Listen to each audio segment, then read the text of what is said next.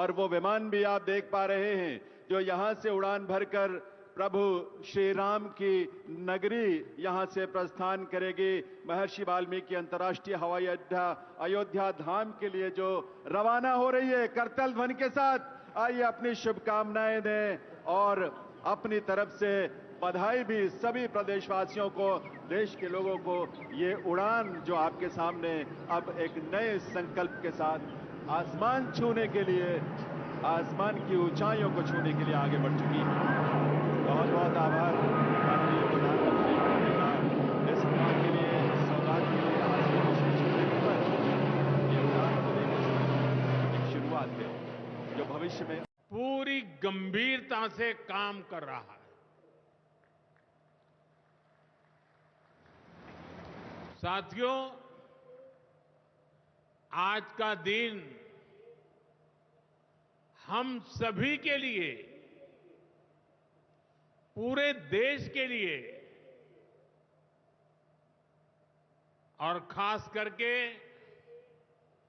दलित, पीड़ित, वंचित, शोषित, उन सब के लिए बहुत महत्वपूर्ण दिवस है। उनके जीवन में तो दूसरी दिवाली होती है। आज संविधान निर्माता बाबा साहब आंबेडकर की जयंती है। उनका जीवन, उनका संघर्ष, उनका जीवन संदेश हमारी सरकार की 11 साल की यात्रा का प्रेरणा स्तंभ बना है। हर दिन, हर फैसला, हर नीति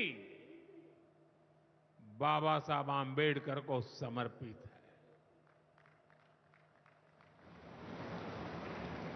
वंचित, पीड़ित, शोषित, गरीब, आदिवासी, महिलाएं, इनके जीवन में बदलाव लाना, इनके सपनों को पूरा करना, ये हमारा मकसद है।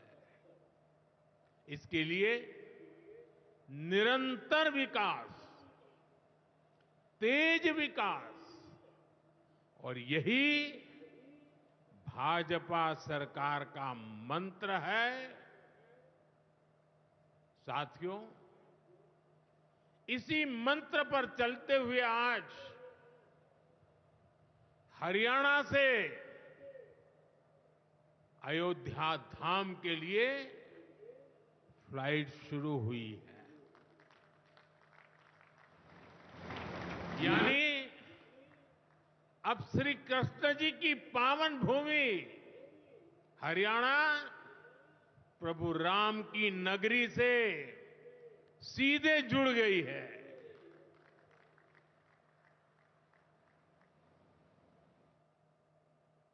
अग्रसेन हवाई अड्डे से वाल्मीकि हवाई अड्डे आज सीधी उड़ान भरी जा रही है। बहुत जल्द यहां से दूसरे शहरों के लिए भी उड़ानें शुरू होगी। आज हिसार एयरपोर्ट की नई टर्मिनल बिल्डिंग का शिलान्यास भी हुआ है।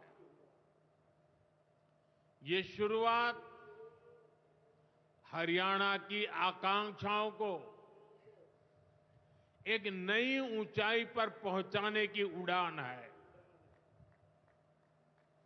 मैं हरियाणा के लोगों को इस नई शुरुआत के लिए ढेर सारी बधाई देता हूं। साथियों, मेरा आपसे वादा रहा है, हवाई चप्पल पहनने वाला भी हवाई जहाज में उड़ेगा।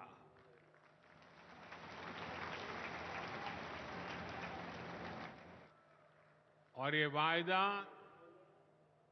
हम देश में चारों तरफ पूरा होता देख रहे हैं।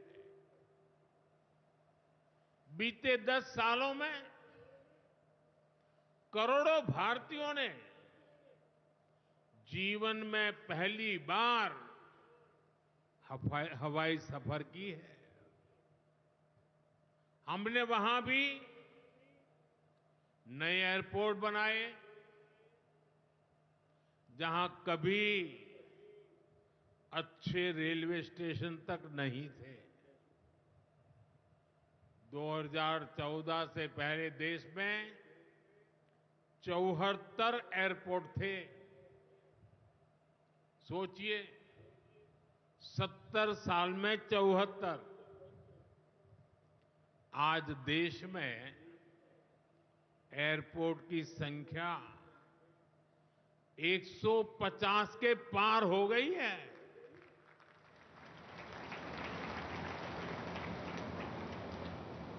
देश के करीब 90 एरोड्रम उड़ान योजना से जुड़ चुके हैं। 600 से अधिक रूट पर उड़ान योजना के तहत हवाई सेवा चल रही है। इनमें बहुत कम पैसों में लोग हवाई यात्रा कर रहे हैं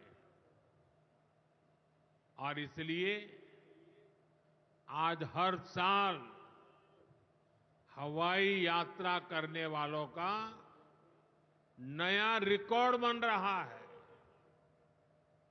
हमारी एयरलाइन कंपनियों ने भी रिकॉर्ड संख्या में 2000 नए जहाजों का, हवाई जहाजों का ऑर्डर दिया है।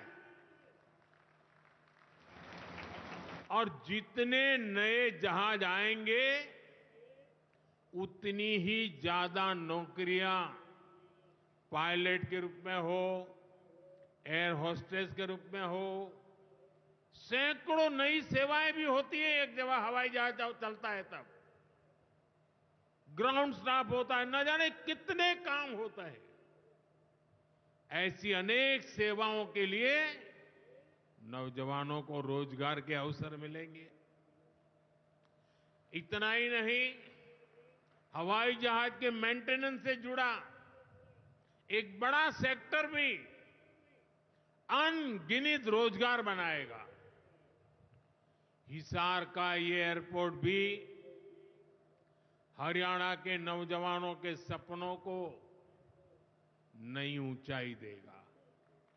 साथियों, हमारी सरकार एक तरफ कनेक्टिविटी पर बल दे रही है, दूसरी तरफ गरीब कल्याण और सामाजिक न्याय भी सुनिश्चित कर रही है।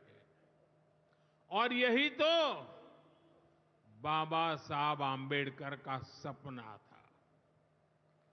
हमारे संविधान निर्माताओं की यही आकांक्षा थी। देश के लिए मरने मिटने वालों का भी यही सपना था। लेकिन हमें ये कभी भूलना नहीं है कि कांग्रेस ने बाबा साहब आंबेडकर के साथ क्या किया। जब तक बाबा साहब जीवित थे, कांग्रेस ने उन्हें अपमानित किया। दो बार उन्हें चुनाव हरवाया। कांग्रेस की पूरी सरकार उनको उखाड़ फेंकने में लगी थी। उनको सिस्टम से बाहर रखने की साजिश की गई। जब बाबा साहब हमारे बीच नहीं रहे तो कांग्रेस ने उनकी याद तक मिटाने की कोशिश की। कांग्रेस ने बाबा साहब के विचारों को भी हमेशा के लिए खत्म कर देना चाहा।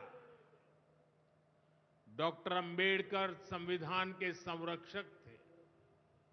कांग्रेस संविधान की भक्षक बन गई है। डॉक्टर अंबेडकर समानता लाना चाहते थे, लेकिन कांग्रेस ने देश में वोट बैंक का वायरस फैला दिया।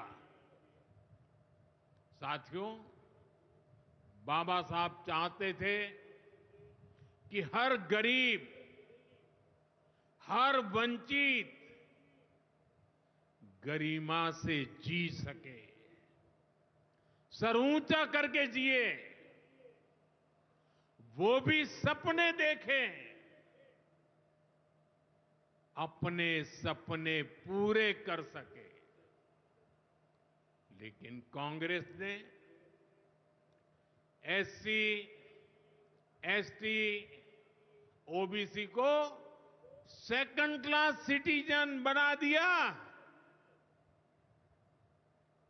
कांग्रेस के लंबे शासनकाल में कांग्रेस के नेताओं के घर में स्विमिंग पूल तक पानी पहुंच गया, लेकिन गांव में नल से जल नहीं पहुंचा। आजादी के 70 साल बाद भी गांवों में सिर्फ 16% घरों में नल से जल आता था। सोचिए, 100 घर में से 16 घर में। इससे सबसे ज्यादा प्रभावित कौन थे? इससे एससी, एसटी, ओबीसी सबसे ज्यादा प्रभावित थे। अरे उनकी इतनी ही चिंता थी